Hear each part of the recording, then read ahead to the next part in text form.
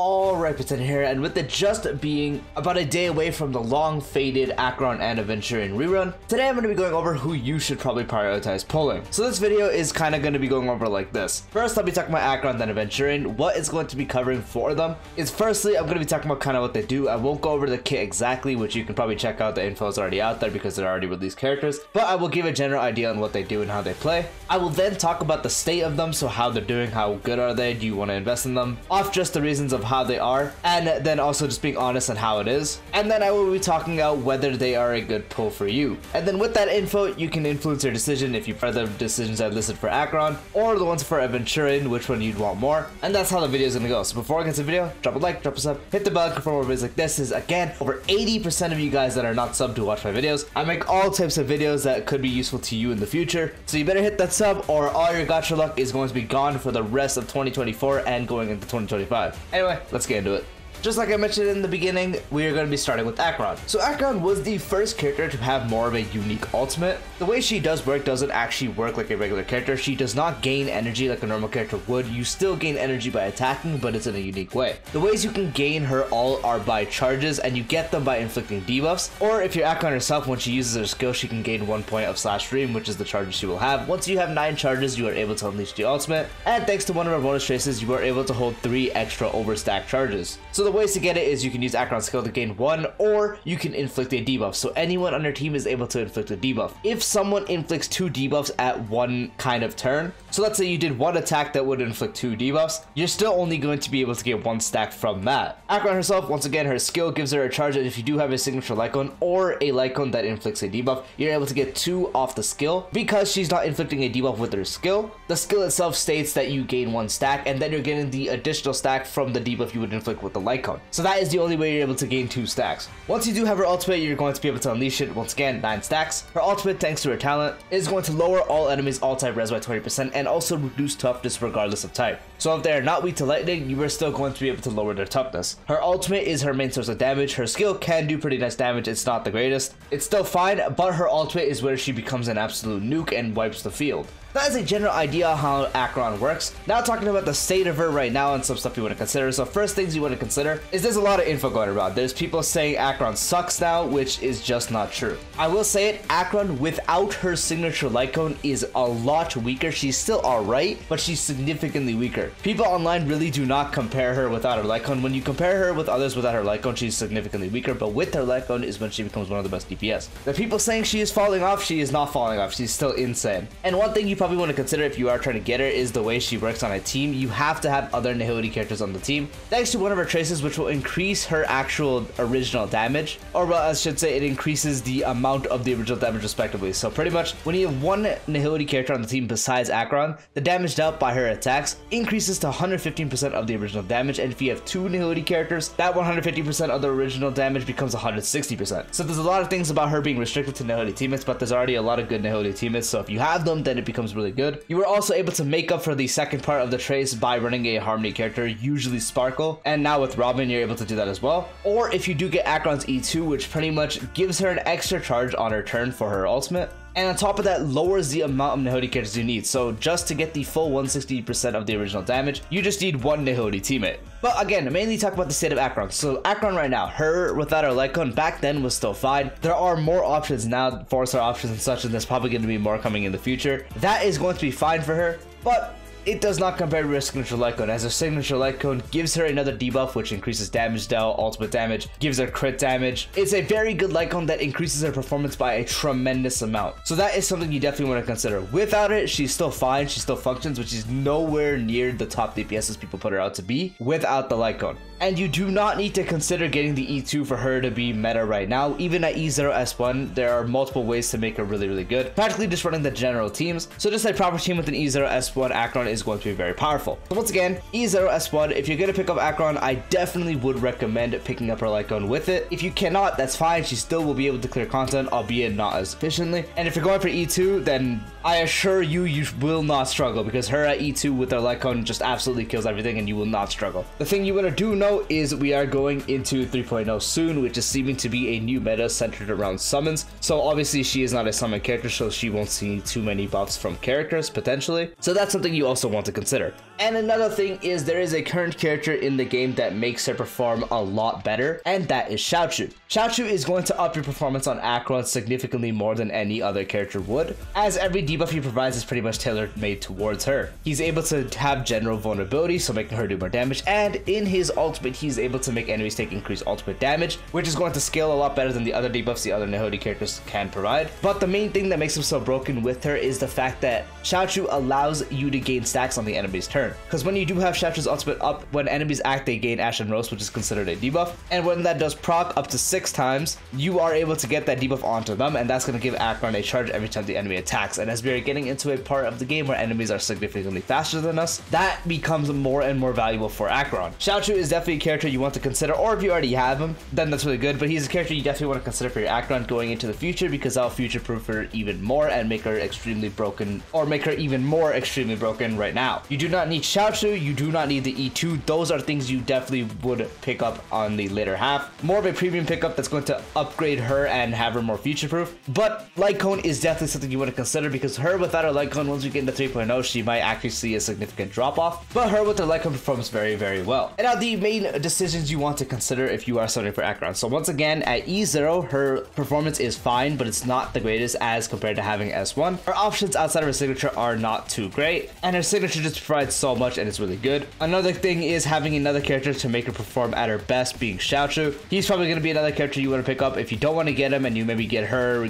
Light Cone. She can still perform very fine without Xiaochu. She's still very good, but Xiaochu is a character you definitely want to consider for an upgrade to have your Acheron do even more once we are going to 3.0 when enemies are tankier and all that kind of stuff. And so if you are someone in need of a DPS that is willing to invest into Acheron like that, then she is going to be a very, very good pickup. Another thing you want to consider, as I already mentioned previously, that 3.0 and above is potentially leading towards a summon meta. So you do want to note that for the most part, it is seeming that Acheron's not going to really receive another character to buff her specifically, which again, still could be wrong. They could still make a character that's good for the summon meta that's also really good for Acheron, but it is safe to assume that she is probably not going to receive another buff besides Xiaochu, which we already got, for at least a good while. So if you're interested in the summon meta and a summon DPS over that to have your DPS needs and carry needs, then she is a character you could safely skip. You do not need Acheron at all, as DPSs are relatively replaceable. But if you're willing to invest into her, at least get her Light Cone, maybe even pick up Xiaochu, or if you already have good Nehoti teammates built, because you will want to have good support on her to make her do the damage she wants to do, then she will be a good pickup for your DPS needs. Once again, if you're not going to get a Light Cone, I definitely recommend saving the currency we get now to pick up a summon character in the future if that meta does happen, because that's probably going to be a more lean towards thing as opposed to Acheron in 3.0, where her damage is not going to be up to par at E0 S0 as opposed to one of the summon characters, and then especially as opposed to the characters we have right now like Feisha and Firefly without their Light Cone is significantly better without a doubt when you're compared to Acheron. Dumb without their Light Cone is just better than Acheron without her Light Cone. She really needs that. But if you're going to consider the Light Cone and pick her up, very good thing. If you want to keep investing into her, she's going to perform fine. I just definitely recommend at least getting the Light Cone, and if you're not and you're still on edge, then I can more lean towards say skip her, say for the upcoming stuff. But if you're able to get a Light Cone, get Xiaochu for the buff team, then if you're going to keep investing into her like that, great option. Now talking about the GOAT himself, Aventurine. So Aventurine is a lot easier to talk about because he doesn't do anything too complicated and he's not really in a complicated spot right now. So first, a general rundown on Aventurine. So he is practically the only real shielder in the game right now. He's able to provide you a very, very big version of his own shield. And on top of that, he is a sustain that is able to deal pretty solid damage. Thanks to his talent, when you do get hit or the shield does get hit, you're able to build up points of blind bet. And once you have 7 points of blind bet, you're able to unleash a follow-up attack that deals damage based off his defense.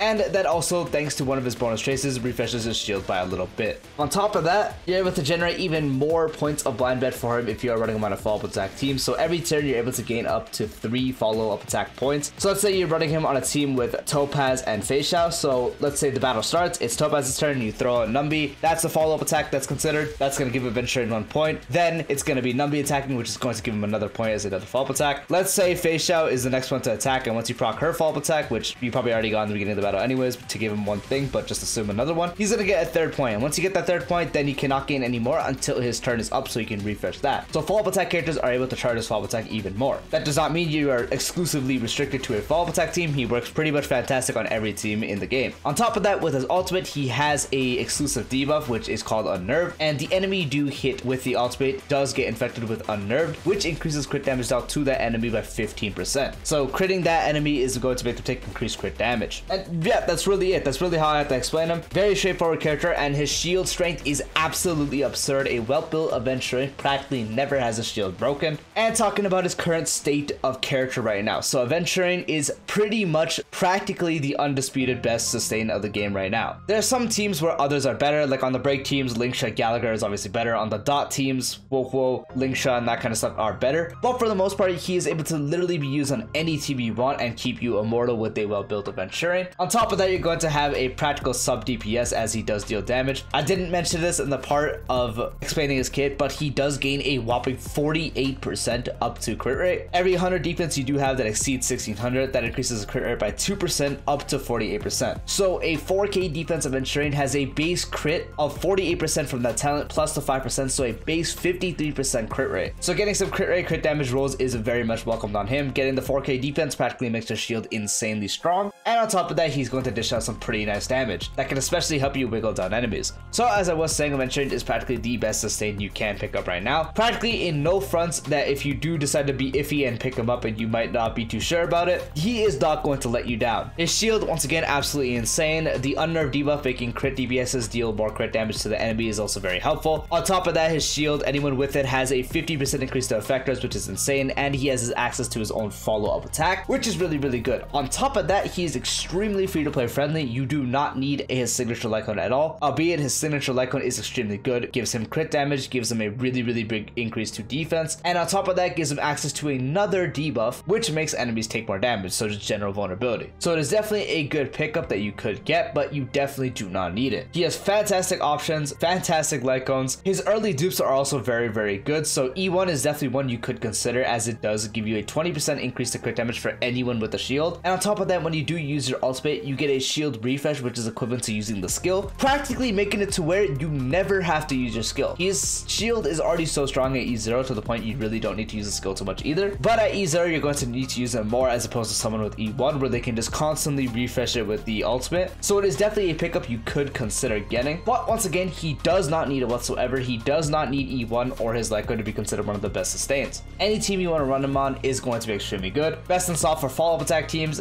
very, very broken, practically best in slot for Acheron teams, and then any other team you really want to run him on, he's going to be great. The only ones he's not the best in is obviously, again, Break, where Linkshot and Gallagher perform better, or Dot, where Wolfwo or one of the others perform better, where they're better off with heals and sustains that can provide other kind of debuffs such as break damage increase or just attack percent, energy, and all that kind of stuff. But with crit DPSs, he is the best one, far and none. And so to consider Aventurine, if you are someone that does not have two really good sustains, so two premium sustains, let's say maybe you have one side with Linkshot or Wolfwo, and then your other option is kind of just like Jeopard or even Fushuan. Fushuan's kind of getting weaker and weaker. That's the kind of point where you could consider getting Aventurine, because he's just a fantastic pickup for the future metas. Since the future, again, potential summon meta is going to be crit based, he's going to be insanely good, probably the best in slot for that as well, because summon attacks can also be considered follow-up attacks, which they are. So that's going to be really, really good for him. And so mainly if you are in need of another sustain for your follow-up team, if you're in need of sustain for one of your Acheron teams, if you already have her, then he is a fantastic pickup. If you need a sustain any way, shape, or form, he is going to be the best one you could pick up. The only case that you really do not need to consider him is if you don't really care about the summon meta where he's probably going to be the best. Well, I say best, but probably tied for best because Linkshot has a summon of her own, is really the case where you already have your two sustains. Let's say you're already happy with Fushuan or Wolfwo's performance and that they're the best for their teams, and then your second half is already someone like Linkshot or Gallagher for your Firefly or Boo Hill team. The kind of cases where you already have two perfect sustains that do not need to be replaced at all, and you don't really have any other team ideas, and you don't really care about the future for future potential team ideas you might do, that is literally the only case where you can probably safely skip him.